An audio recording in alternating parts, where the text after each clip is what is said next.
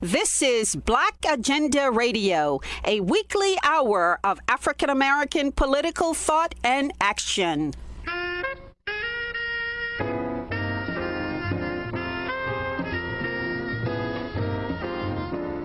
Welcome to the radio magazine that brings you news, commentary, and analysis from a Black left perspective. I'm Glen Ford, along with my co-host Nellie Bailey. Coming up, why are Muslims always part of the story when mass shootings occur, even when a white American is the perpetrator? We'll discuss that question. And Black women from across the diaspora have produced an important book on gender studies in Africa. But first, a bill that would require all students in the California State University system to pass a course in ethnic studies before graduating has been put on hold after meeting fierce opposition. Dr. Gilda Ochoa, a professor of Chicano Latino Studies at Pomona College, was a key player in pushing for the legislation. Ochoa and her brother Enrique wrote an article calling for passage of the ethnic studies bill. She's not happy that it has been sidelined. No, absolutely not. We've been waiting for decades for ethnic studies as a requirement, both in our K through 12, along with in our institutions of higher education here in California. Yes, California has a 75% student majority of people who are not considered white in the United States. It does, and unfortunately, it's been long in not addressing our student population and the communities that really form the base of California historically, but also in our contemporary scene. And so not only in terms of the curriculum, but also how the curriculum is delivered, who's in our classroom as educators. And so there's a lot of work that needs to be done, and ethnic studies is one piece of that. And the fact that it's been delayed yet again is cause for concern, especially in our current political climate where we always need ethnic studies, but we see it explicitly as a necessity in our current period. And what kind of opposition is that bill meeting? Well, unfortunately, it met a whole host of opposition by people that had a kind of a political machine, and they got the ear of politicians, and so the politicians caved. So a couple of things. One is kind of some of the more conservative groups who just don't believe that there should be a discussion about race and racism because they still buy the idea that somehow we are post-racial or that racism was never an issue.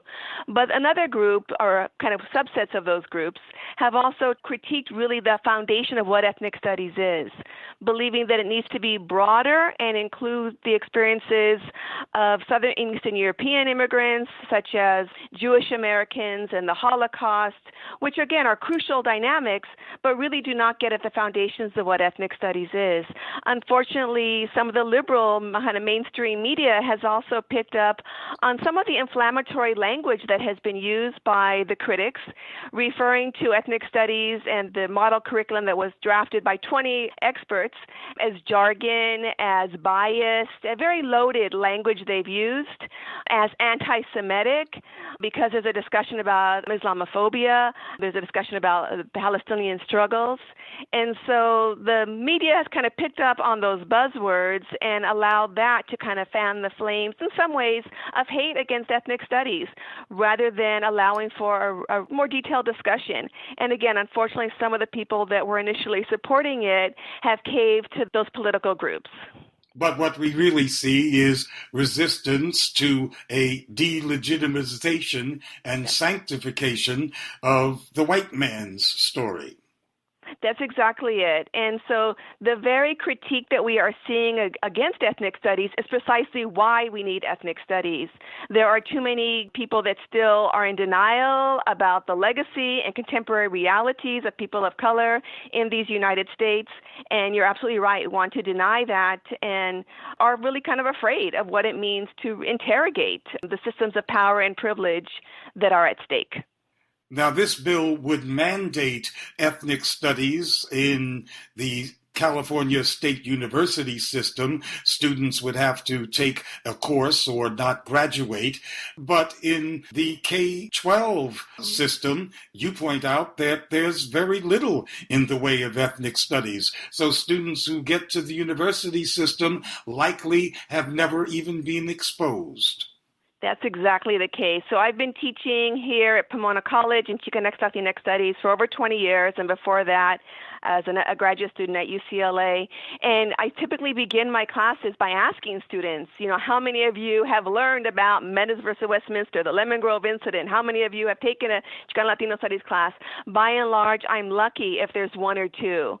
And students over the course of the semester, they're angry. They're asking questions about why haven't we been taught that? I also teach teachers who've had, more than what they've gotten their BA, they're now working on their MA, and they too oftentimes have not learned this crucial history. And so it's a disservice to our students, to our communities, and for those of us who really believe if we are going to talk about radical transformation, we need to know what are the foundations of the United States and how do these dynamics play themselves out in the contemporary scene. Yes, many Americans don't even know where Honduras and Guatemala are, and yet there are huge numbers of folks from those countries who now live here. That's absolutely the case. And so what that allows is for a discussion about immigration that really is superficial, if not outright incorrect, right? We hear conversations about individuals migrating by choice as opposed to thinking about the long legacy of U.S. imperialism and what that has meant for the devastation of communities, as opposed to talking about environmental degradation, right? These larger dynamics. And so if we don't provide students with the very foundations to understand why people migrate, what are these larger dynamics at stake, then of course it's easy to reproduce notions of individualism, ideas of choice, ideas that somehow people are coming because they want to come. And so that really allows for the perpetuation of kind of neoliberal discourse and neoliberal policies, right, if we're not getting really to the roots. And that's what ethnic studies aims to do, get to the roots of these issues, looking at systems, but also in doing so really centering the lived realities of people that we know as communities of color, African Americans, Asian Pacific Islanders, Chicanas, Latinos, Central Americans, indigenous populations. Yes, you can't talk about Black studies without talking about slavery, which means talking about colonialism. And you can't talk about other folks' ethnic studies without talking about imperialism, whether you use the word or not. Absolutely. And so what students will say when I ask them, well, what have you learned, when they're here in the college, what have you learned about Chicanos, Latinos, African Americans?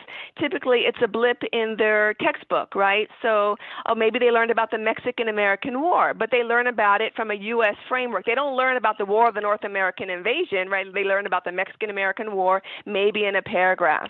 They'll learn about slavery. So, right, blacks are reduced to slavery, right? And again, it's all through a center that doesn't contest capitalism, doesn't contest white supremacy, does not link the legacy of slavery, of colonialism, of conquest to disparities of wealth in our contemporary period.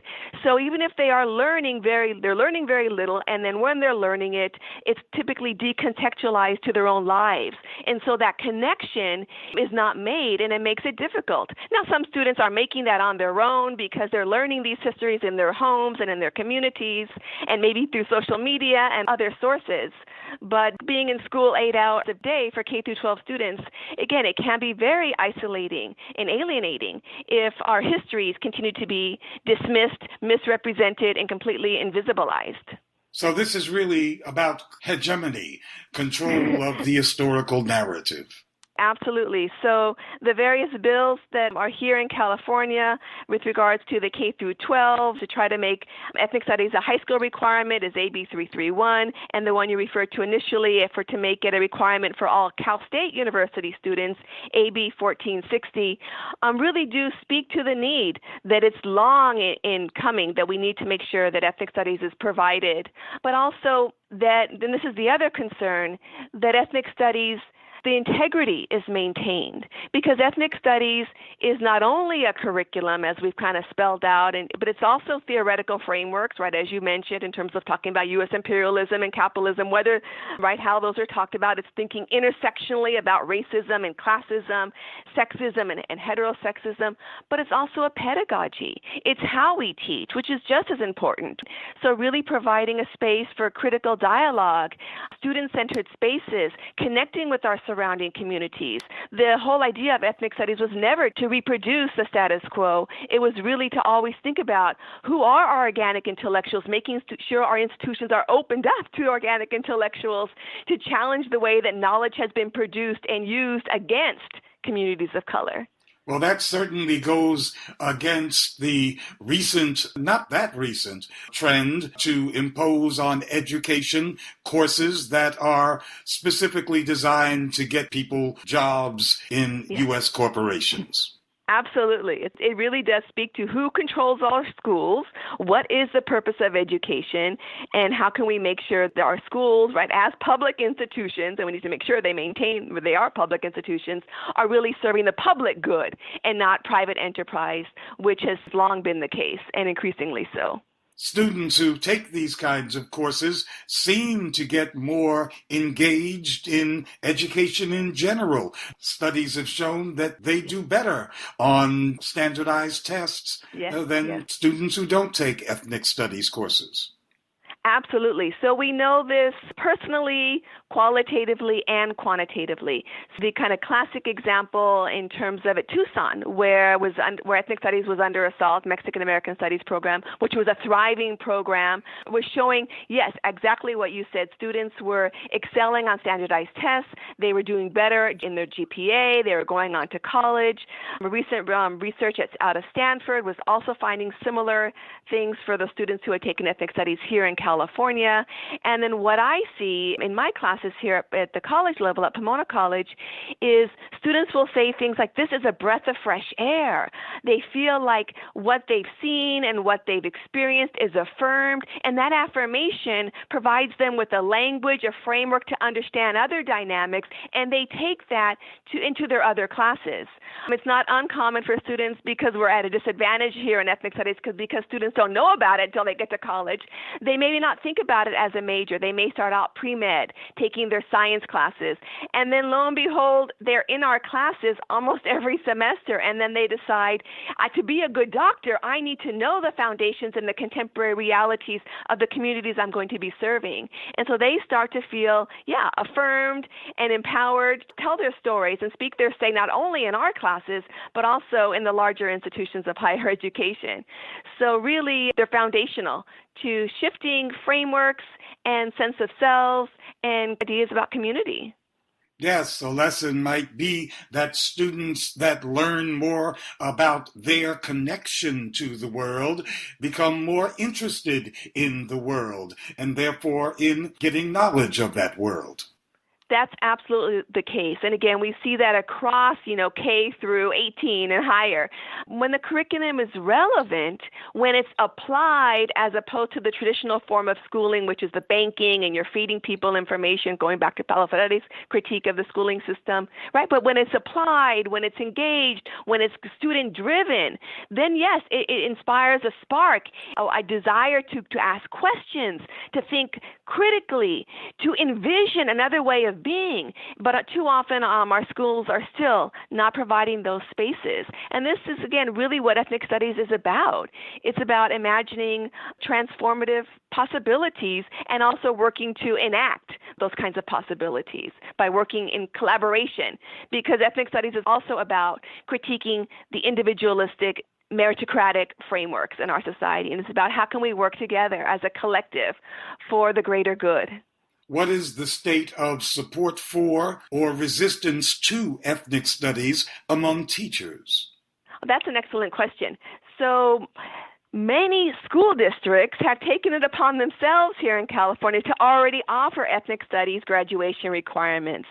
So LAUSD, Sacramento, San Francisco, Oakland, San Diego, Montebello, there's teachers also in Pomona that are teaching it, San Bernardino. So there are teachers who are committed, who've seen the value both in themselves, they know the literature, they've seen it in their students, and they truly are committed to offering, and they've been doing it on their own for decades in all reality. The move really to have this model curriculum and also to make it a high school requirement was to make sure that all students have access to ethnic studies. There are still too few that are sitting in classrooms and in schools where it's not an option. So the teachers have been very supportive, and a number of school districts really came out strongly in favor of the bill to make it a requirement. Have we seen students organizing on their own to demand these kinds of studies? Yes, students have been organizing since the beginning, right? So even, again, we're celebrating the 50th year or anniversary, if you will, of the Third World Student Liberation Front at San Francisco State and UC Berkeley, and it was a grassroots student-driven movement. And likewise, the work that I do in Chicano Studies, 1968, the students were the ones that walked out demanding relevant curriculum. So there's a long legacy of student organizing. I think also to the demonstrations that students were engaged in fall 2015, drawing on Black Lives Matter and police brutality and calling for changes within the institutions of higher education. And one of their many demands were more faculty of color, but also more ethnic studies classes, more queer studies classes. So yes, students have long been organizing for their rights and for the education that they want and that they deserve. Those of us who don't live in California hear it described as a kind of blue heaven, an overwhelmingly democratic and progressive political environment.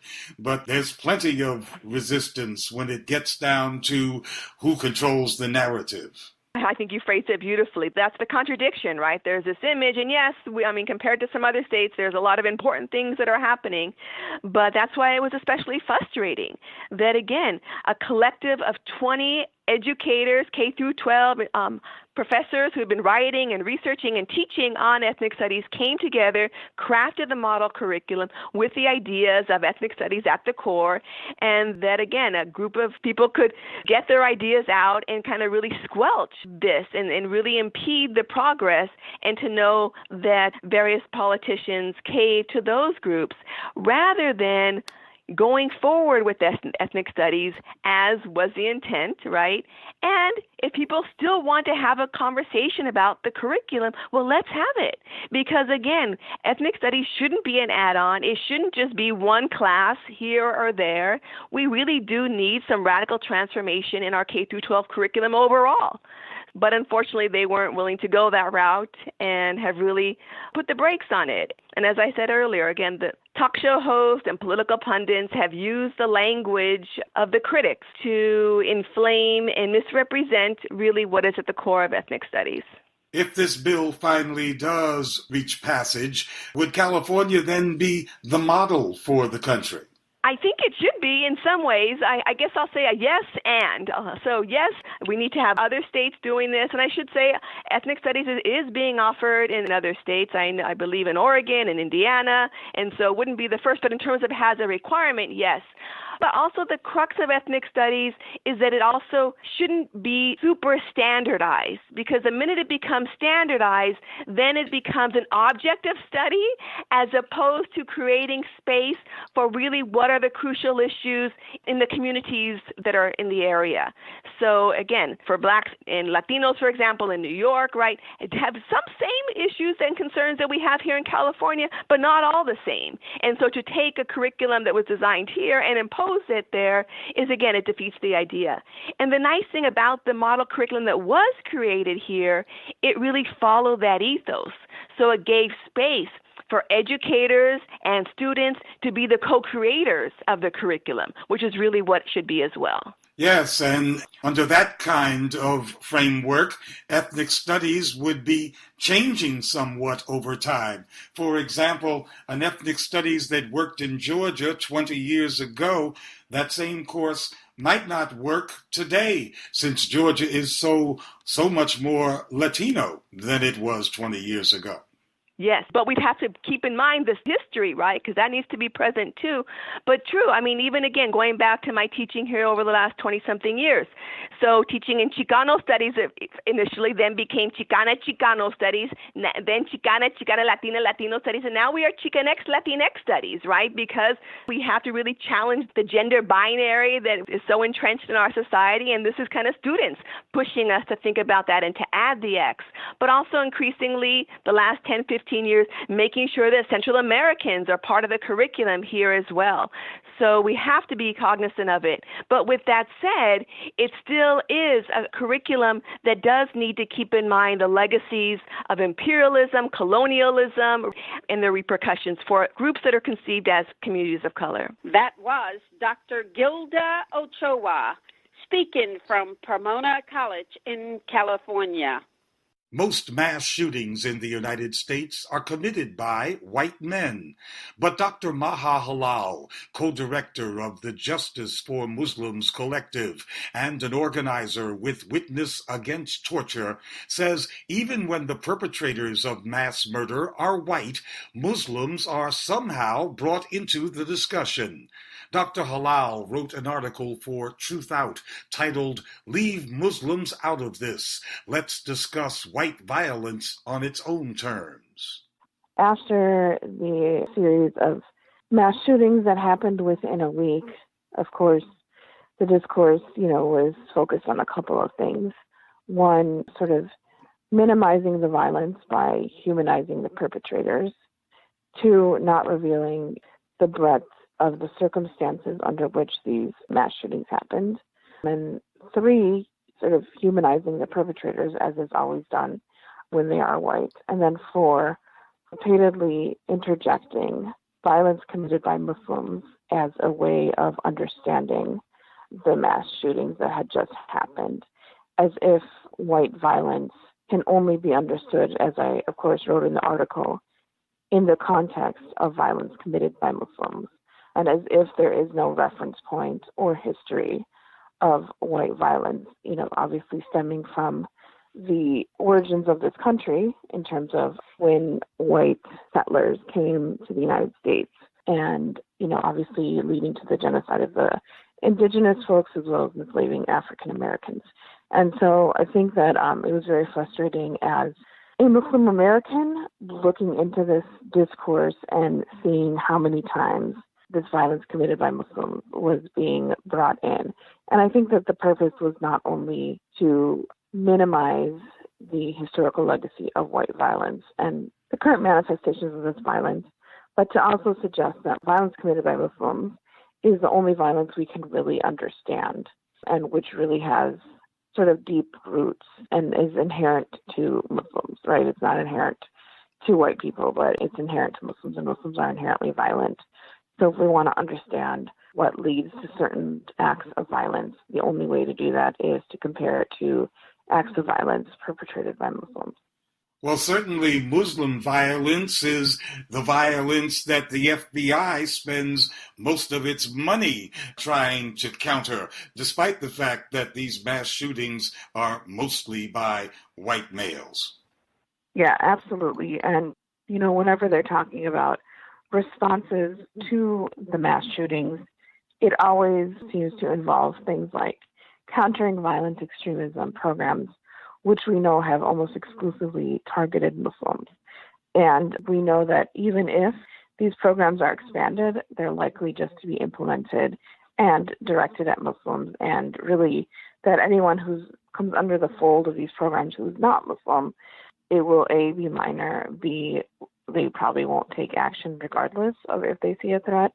And, I think C, just not having the same impact in that it's not going to cause community fear as it does with the targeting of Muslims, because when it comes to the targeting of Muslims, the goal of targeting one Muslim is to sort of send a message to the rest of the community that you too could be surveilled, you too could be detained, you too could generally just suffer some sort of consequence as a result. And so when we look at what would happen potentially to a white perpetrator, I don't imagine that anyone who identifies as white would have any semblance of fear just because one white person was targeted.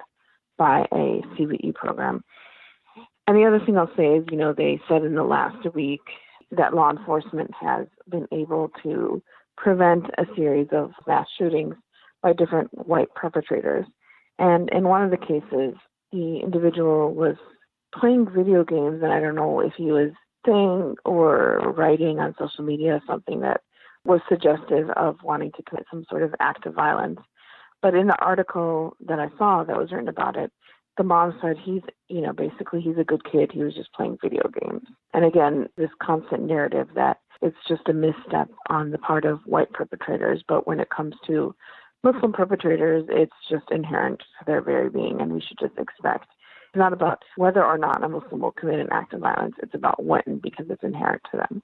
Yes, it's amazing, isn't it? After about 2 decades of repeated horrific mass crimes by almost the same types of perpetrators who are almost uniformly white, the white society social response has been to label all of them anomalies, as if somehow they'll just stop. Absolutely right. And I think that's obviously part of a strategy of, and you call them like a lone wolf, despite the fact that there is a website, for example, 8chan, in which white people in particular, actively discuss their plans for a mass shooting. And that serves to minimize the threat of white violence committed by white men in particular, right? When you just sort of like blow it off as it's just this one random white person who's acting on their own. And so don't be afraid. This is exceptional. It's not something that happens repeatedly. It's not something that we can look to historically to understand the legacy of white violence and to understand that this country is rooted in white violence. It's just about, this is an exception. This is an anomaly. Don't worry. Don't be afraid. And so, when it comes to like Muslims, obviously, people have been sort of trained to fear Muslims, whereas the outcome of these mass shootings is not that anyone is necessarily fearing white men, at least not in the way that the media presents the case. And so I think that that's a huge disparity. And I think, for me personally, as these shootings continue to happen, and in conjunction with the state's national security apparatus that is deeply embedded with Islamophobia, I have come to fear white men because as a Muslim, and I assume as many other Muslims also think, that they are a threat to our safety and well-being. And we don't think it's an anomaly. So it's just interesting how, there's a lot of grace that's given to perpetrators that are white versus perpetrators that are Muslim, and obviously the ramifications in terms of communities that share an identity with the perpetrator. Well, the white men that run the United States are bombing Muslims all around the world. Muslim nations are the primary targets of U.S. lethal force today. And you speak of these white terrorists in the United States as, in some ways, acting as proxies for a larger white power. Yes. When it comes to state violence, and the ways in which the government targets and abuses certain communities, the work and research I have done, what the sort of importance of this, why it's important to understand the role of the state, is that when the state is demonstrating to members of society that it is okay to target certain groups and that there is no accountability and that you can essentially do whatever you want, that is sending a very clear message to members of society that they have not necessarily the right to, but basically that they have sort of the ability to act without restraints, because they know that whether or not there is a message from the government that condemns whatever act of violence a white perpetrator commits, they know that their violence is very consistent with the violence of the state. There's no question. There's no question that when white perpetrator complains about an invasion, at this point, that's just simply echoing what the president has said about immigrants.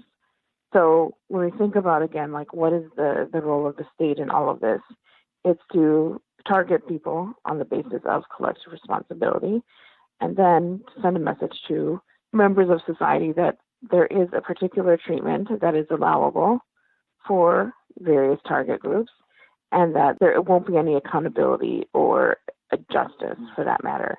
And, even when perpetrators of violence who are white receive sort of consequences in the form of detention or whatever it is, or prison sentence, it doesn't cause fear in the white community because they know it's going to be confined to this one person, this one perpetrator. And so I think it obviously has very different ramifications. And there's no additional measures that are taken, right, as we have seen when it comes to gun violence. There's no additional measures that are taken whenever there is a mass shooting, whereas when Muslims have committed acts of violence, there is definitely subsequent measures that are taken. So, for example, when there was the so-called shoe bomber at the airport, the subsequent measure that was taken after that was that now everyone has to take off their shoes when going through security. And the reason why these subsequent interventions are so important is because they serve to solidify the idea that Muslims are terrorists, right? And so when you don't take any action, any subsequent action after an act of violence by a white person, it again is reinforcing the idea that it's an anomaly, that we don't need to take any additional measures because this is a one-off thing. Whereas with Muslims, again, we have to take subsequent action because this is likely to happen again because Muslims are violent. Yes, of course, it's fantastical to even imagine that the United States police agencies would operate dragnets in white communities in search of terrorists. And yet that's what happens in Muslim communities, and that's what happens as a matter of routine in black communities. Right. Yes. I mean, this whole apparatus is about differential justice and what it looks like and who's impacted, and how we understand, the scope of state violence that will either impact the communities who have a shared identity with the perpetrator or won't because it's deemed irrelevant. So when a white person commits an act of violence, it's not seen as inherent or inevitable. So there's really nothing you can do to solve that problem because the problem is a one-off thing.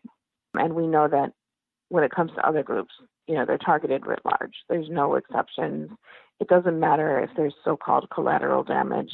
As long as you got this one person or can accuse one person of some sort of act of violence, and it doesn't matter if you're trying to find a needle in a haystack, right, when it comes to other groups who are consistently targeted by the government, it doesn't matter who gets in the way of that. As long as you theoretically find this one person, it's okay to target 5,000 people on the way to that one person. So this is just something that has happened repeatedly with the war on terror, which is, my reference point in this article and in the work that I do. And the whole apparatus is built on the targeting of Muslims at large. And again, it just doesn't matter who gets in the way. And oftentimes, who they identify as a perpetrator has not committed any act of violence whatsoever. They're just entrapped by the FBI, or some sort of context is misrepresented to allow for the government to surveil, to detain, to torture, and, the list goes on and on and on. So it's very frustrating just being a researcher and organizer around the war on terror, and just to see how acts of violence of Muslims are repeatedly portrayed as something that's inherent to the religion. And if it's inherent to the religion, there's no intervention. And then you also are trained to think that what violence Muslims commit should be seen in a vacuum, right? It has no relationship to the context. There's no circumstance that you can understand as leading to the violence. There's nothing that would allow anyone else or any state to take responsibility because Muslims are just violent. So each act of white terror is viewed as a singular act with a beginning and an end, and when it's over, it's over. But each act that is attributed to Muslims is another excuse to target the entire community. Yes, it's an excuse to target the entire community and to continue U.S. militarism abroad, interventions abroad. It's basically an excuse to perpetuate the war on terror apparatus. And, that's been consistent. And people will say, it's not called the war on terror anymore. To me, it doesn't matter because it's whatever is operating in whatever name they're giving this national security apparatus, it's functions effectively as if the, quote, war on terror is still in effect. So to me, it doesn't matter whether or not we call it the war on terror. What's happening is still the same, and Muslims are still being targeted. And there's been no change whatsoever, except that obviously we now have an administration led by a president who's overtly Islamophobic, which not only leads to more people supporting problematic policies, because Trump is very explicit about who he thinks is the problem, but also just further demonizes Muslims. And it's very cyclical, right? Because when you dehumanize Muslims, you justify the violence that's directed at them. And when they are dehumanized, that supports another cycle of violence being directed at them. So it's sort of a repeating cycle in the war on terror. And people often excuse former administrations, particularly the Obama administration. But as many of us know, obviously, in the organizer and activist community, Obama was often nicknamed and referred to as the deporter-in-chief. He used drone warfare exponentially more as punishment when you compare it to the Bush administration. And also, we know that the Bush administration is the one that built the infrastructure for the war on terror. And so while he obviously wasn't necessarily overtly and explicitly calling out violence committed by Muslims in terms of all sort of collectively responsible, to me, the end result was pretty much the same. And so what we have to understand in this particular moment is that whatever Trump is implementing at this point is simply an escalation of what was already built. And he wouldn't be able to do what he has been able to do had it not been for his predecessors. So I think people often like to pin the entire context of the violence onto Trump, but I think it's very important to understand the violence as systemic. And that's why, in much of the work that I do, I try to bring in a range of different policies. I try to look at different time periods within the war on terror, and most importantly, just connecting the dots. Because a lot of times people are in a specific niche around, immigration, around torture, Guantanamo, and you sometimes miss the links that kind of binds the whole thing together. And so I think it's important to, again, look at the legacy, but also really understand the breadth and scope of the war on terror along many different facets and issues that have targeted Muslims. So when I look at the discourse, again, around these mass shootings, I think it's very frustrating because while acts of violence committed by white people are treated in a particular way, the interventions that are suggested never really go through. There's never really any real punishment when it comes to white violence. And that makes sense, right? Because the government is often, and with the exception of obviously one president, has been a white president the whole time that this country has been in existence in terms of a settler colonial existence. And so when it comes to Muslim violence, all of a sudden interventions can be implemented within a day. And most people, including congressional members, don't necessarily object because there's always this urgency of addressing the violence through a policy lens. And what comes out when you do the comparison, when there's actually a comparison that would look at the different ways that the government has intervened in different types of violence, you can clearly see that there is a much higher threshold for the violence that will come from the state when it comes to Muslims versus when it comes to white people. And so that is consistently an issue when we think of the discourse around the mass shootings. And just generally, this whole war on terror apparatus, we know it was designed to almost exclusively target Muslims. So, once we get over that, there's people that are still in denial, even on the left and on the liberal side, for some unknown reason. But we know when there's an act of violence committed by a Muslim person, as a Muslim, that there's going to be ramifications and there's going to be consequences that people who live in other countries who don't know anything about what happened are going to experience. And so it becomes very frustrating. And when Trump came out and addressed the mass shootings from his office and talked about white supremacy, for me, that was just him checking off a box. It wasn't actually about identifying that term as inherent to understanding the problem of white violence. It was just about appeasing the people who were repeatedly accusing him of ignoring this real system of oppression that is at the root of the violence in this country.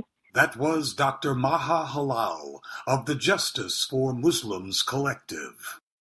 Cheryl Rodriguez is co-editor of a fascinating new book titled Transatlantic Feminism, Women and Gender Studies in Africa.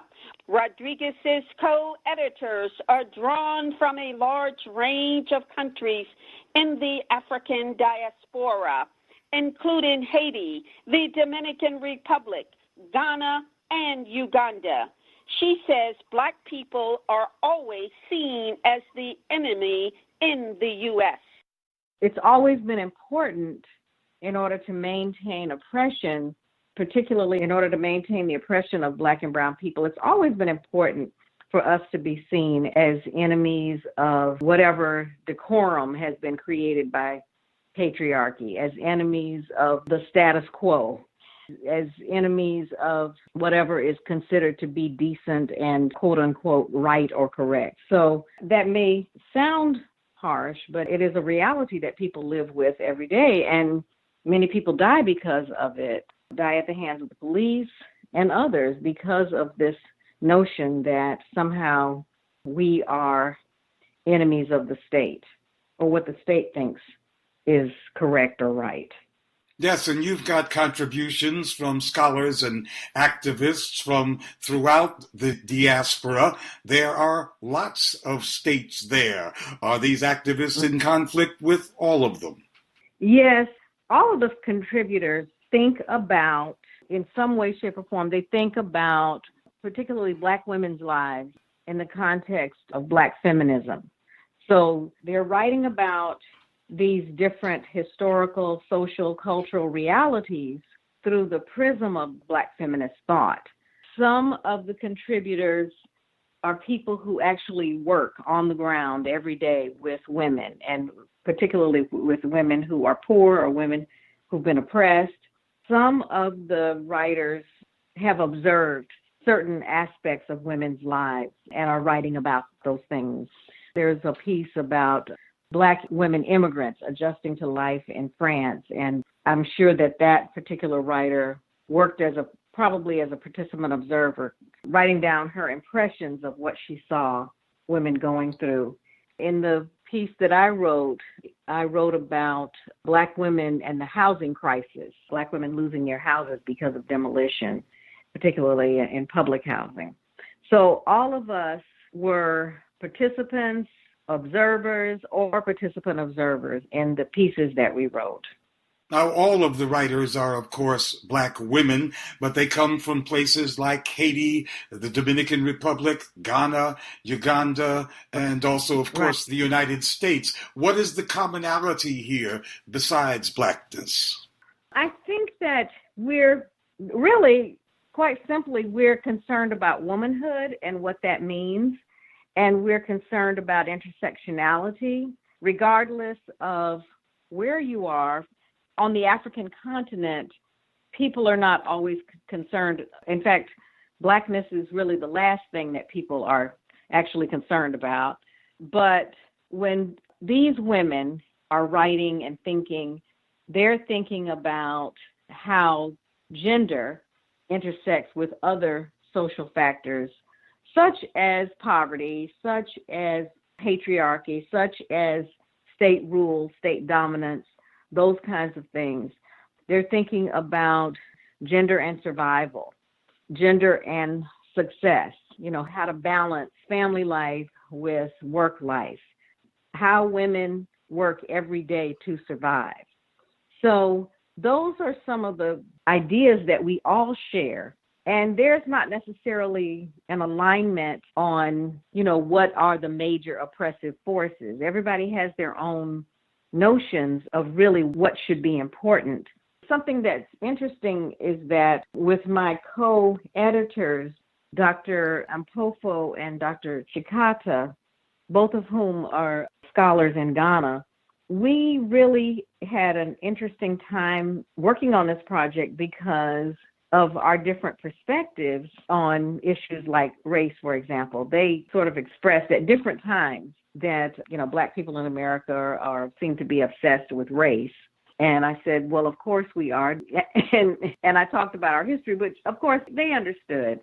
But it was very interesting working on this collaborative project with them that brought together multiple voices and understanding that the three of us, we don't agree on every single aspect of what it means to be a Black woman. So I think that we show that there are many different ways that women in Africa and the diaspora define themselves. And I think that because our book is called Transatlantic Feminisms, I think that what we're trying to communicate there is that there are many ways to think about womanhood, and there are many ways to think about the term feminism, which is a complicated and contested term historically and contemporarily. But what we were trying to show, and which we write about in the introduction, is that studying women's lives, studying gender in Africa and the diaspora, provides us with a really important opportunity to look at differences and to understand the importance of differences and to really get that these differences can work in our favor and we don't have to necessarily use that as a source of conflict. Differences doesn't necessarily mean that we can't see each other as equal human beings. Now, race may have different weight in North America than in Africa, but you speak of hegemonic thinking being one of the banes of our existence, and that sounds like imperialism. Yes, very much so. And hasn't that been the destructive force in our lives from as far back as we can think or know? This whole notion of imposing terror on different groups of people depending upon what the imperialists need. And that goes on and on and on in our history. It is something that we really need to think about. We function as people who respond to all kinds of policies and practices that seek to control our lives. So we're constantly in a state of reacting to these different kinds of terror that come up. Right now in the United States, we have these daily reactions to all kinds of terroristic policies and statements and behaviors. And so that, like imperialism, keeps people in a state of agony, really, of trying to figure out what's going to happen to their lives. What's going to change? How are we supposed to continue to live, as the state changes and tries to ratchet up control of people's lives? You're very proud that many of these chapters are written by activists. Yes, I feel that activists are thinkers. They have to be. So I think that they bring a form of theorizing to any kind of intellectual project that is very much needed and appreciated. I think that the people who are on the ground doing the work play a really important role, not only in changing the world and in changing people's lives and transforming people's lives, but they also make a great contribution to knowledge production. We use what they do to teach our students how to do these things and how to bring together the knowledge that they gain in the classroom with practical knowledge, with knowledge that, again, can make a difference in people's lives. So, yeah, I'm really happy. When we sent out the call for papers, I asked for scholars and activists to contribute. And I actually wish that we even had more activists than are represented here. But I'm very appreciative of all the contributors and all that they did to make this book a reality. One of the things that probably comes under hegemonic thinking is the notion of progress. The folks in charge always say that what they do is in the interest of progress and we'll all benefit in the by and by. But you ask the question, how is progress creating darkness? Right, because I have been involved for a long time in housing issues, in low-income housing issues. And I see that often when low-income housing is demolished, when people are forced to move, urban renewal takes place, all kinds of policies that are imposed on the landscape in the name of progress, those kinds of things really affect many people in negative ways. In general, we're seeing that many policies that portray themselves as policies for progress are policies and practices that help those who have the means to enjoy that progress. There are people who do not have the means to enjoy what we think of as progress, like new apartments, market rate housing, those kinds of things. So these changes that occur, these transformations that occur through demolition and rebuilding, for example, need to be done in a way that takes into consideration inequality in income. Where are poor people supposed to live, for example? Where are poor people supposed to eat? So that's what I was referring to when I said darkness. In the global historical context, the Europeans, over the course of centuries of conquering the world, said that it was a project for progress, and yet millions were slaughtered and whole cultures wiped out. That's true. We're seeing the result of all that at this moment. It's really quite tragic to see that people are still being affected by, for example, the legacies of the transatlantic slave trade, for example, in the United States, and to just talk about the United States. I think that there needs to be more understanding of how we have all been affected by the fact that the Africans were taken from their homes, taken from their continent, and brought to the new world, so to speak, to actually build it. I'm very happy that this 1619 project is resituating and having an influence on people's rethinking and re-understanding and recreation of knowledge on what slavery actually means in the United States. We need to continue building knowledge on what it has meant in the entire Western Hemisphere. But at the moment, some of us who are paying attention to this project are learning about the political, social, and economic implications of slavery in the 21st century. So I think that it is really important to keep learning about the impact of slavery on us. And books like yours give us a look at what societies are coping with throughout the African diaspora. Yes, it's a first attempt. I want to do more with that idea because I think that it's critical. It's really important. And of course, the work that we do as scholars and academics, sometimes it doesn't go as far in terms of reaching people. It doesn't go as far as it should.